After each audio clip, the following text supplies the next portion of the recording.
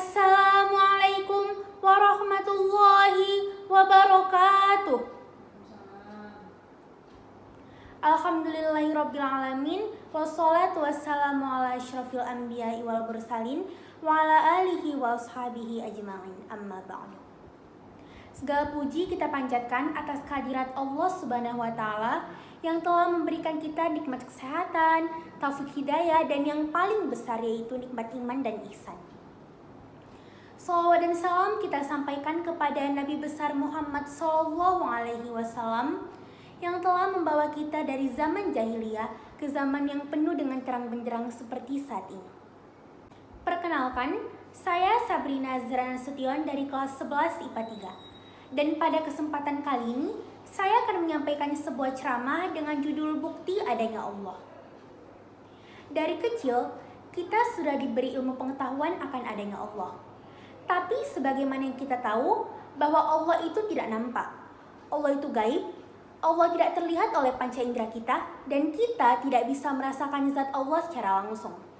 Kalau kita melihat, mendengar, atau merasakan sesuatu secara langsung, itu namanya ilmu. Contohnya ini adalah roh. Kita bisa tahu ini roh karena kita mengandalkan panca indera kita, yaitu mata. Mata yang merupakan sumber dari penglihatan. Penglihatan dan pendengaran yang merupakan sumber dari ilmu pengetahuan. Tetapi, kalau kita percaya pada sesuatu yang tak nampak, maka itu disebut dengan iman. Kita percaya bahwa Allah itu ada, walaupun tidak terlihat. Allah itu gaib, Allah itu tidak bisa kita rasakan zatnya, maka itu yang disebut dengan iman kepada Allah.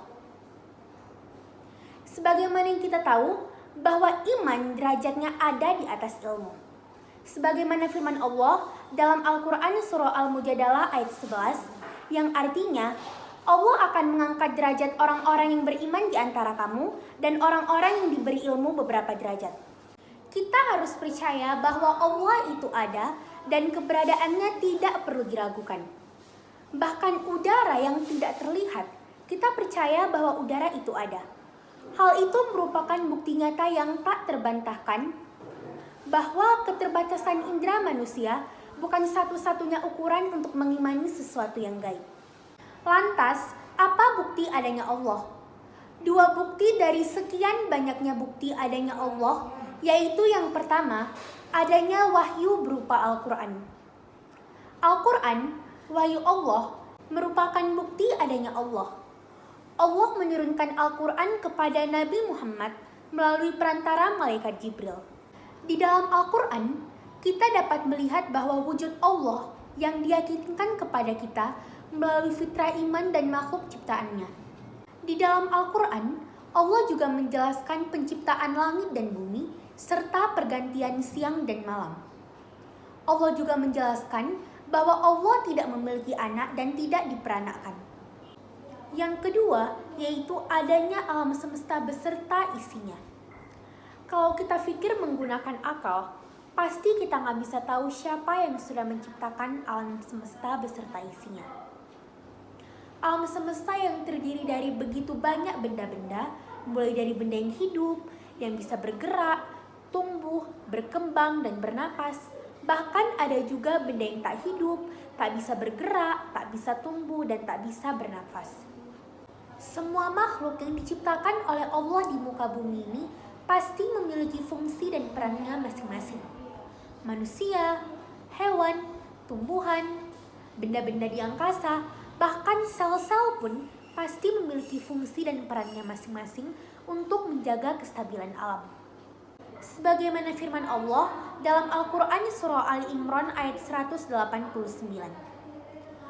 Bismillahirrahmanirrahim.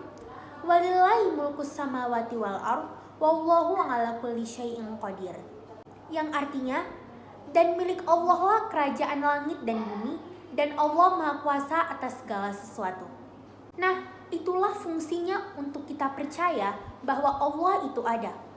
Allah itu Tuhan di alam semesta ini. Allah yang memiliki langit dan bumi, dan Allah yang berkuasa atas segala makhluknya. Allah yang memberikan kehidupan, rezeki, menghitung amal, dan juga membalas segala perbuatan manusia. Sekian dari saya.